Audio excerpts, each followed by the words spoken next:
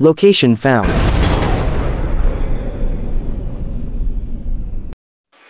Hello mga katets, magandang buhay po sa inyong lahat. Nandito tayo ngayon sa harap ng isang bato na ito mga katets na merong nakaukit na box. So merong box of gold na nakabaon dito mga katets. Paano ba ito hahanapin mga katets? Kung titingnan natin, yan ay simpleng stone map mga katets. Simpleng map stone. At ang direction niyan ay nasa harap lang mga katets. Ito ang kabuuan ng bato na parang ulo ng isang hayop o parang ahas din mga katets, di ba?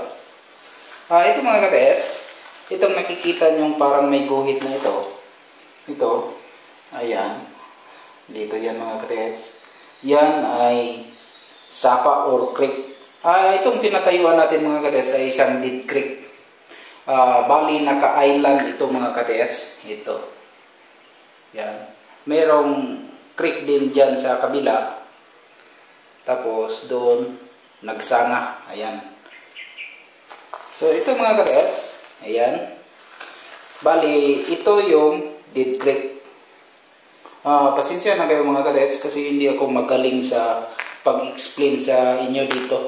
At ito ang box ang deposit. So para mahanap ito, punta tayo sa harap niya mga katets. Hanapin natin ang counter sign. Dito ang harap niya mga katets.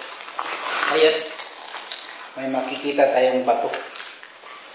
So ayan siya mga katets. Meron siyang parang guhit na papunta dito mga katets. Ayan o. At dito naman mga katets. Yan yung itsura niya. Ayan. Parang may mga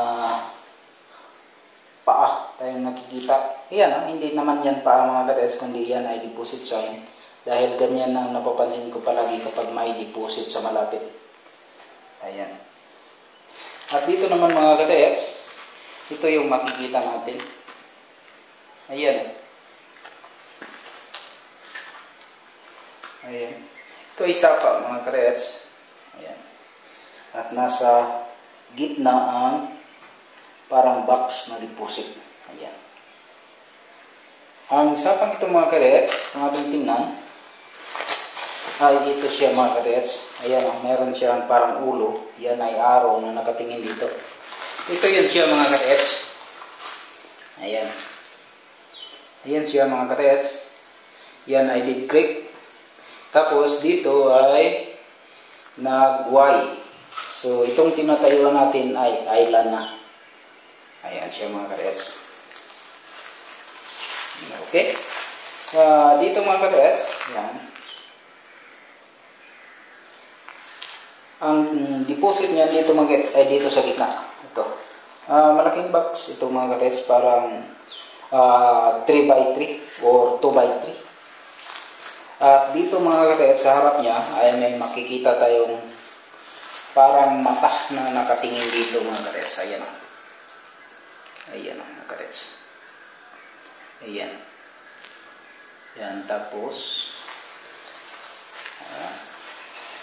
so dito ang deposit mga katets. Ayan sa gilid niya. Ito.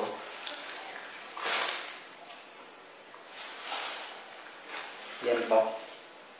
Parang mata rin na nakatingin dito. So ito ang pinalagyan ng deposit mga katets. Yung bato na may box ay nandoon mga katets. Ayan. Ayan siya. At ang deposit ay dito. Ito mga katets ay nasa harap ng closed tunnel. Yan ay entrance papuntang bunker deposit. Yan mga katets. At dito nga may makikita tayong mga sign dito mga katets. Ayan, parang ulo siya ng pagong. Ito ang katawan, ito ang ulo. Tapos mayroong passageway. Diretso yan, papunta dito mga katets. At dito, mayroong naka-X. Ayan. Ayan mga katets. Ayan, dito mayroong dot. Ayan. Kung sundan natin ito parang pagong at mayroon siyang mapstone sa likod. Ayan. Kung susundan natin yan mga katets, yan ang makikita natin. Yan ang marking ng closed tunnel entrance papuntang bunker deposit. At ang entrance ng bunker deposit mga katets ay nandyan. Yan mga katets, sa gilid ng batong yan ay merong giveaway ng bunker. Dahil nandyan ang entrance. Merong nakatakip dyan at merong bomba. Yan, delikado yan mga katets. Yan. Yan.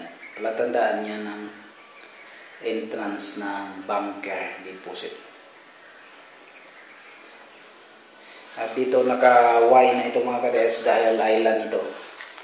Yan. Tapos dito ang kabila. At yung sinasabi kong deposit kanina ay nandun. Yan siya. So marami pang mga deposit dito mga katets dahil ito ay prepared site. At ang main map ay nandun. Pinaka-main na mapa ng bundok na yan mga katets. At doon naman sa kabila ay ang headquarters ng Hapon dati mga katets. Okay mga katets, hanggang dito na lang ating video. Maraming salamat sa inyong panonood.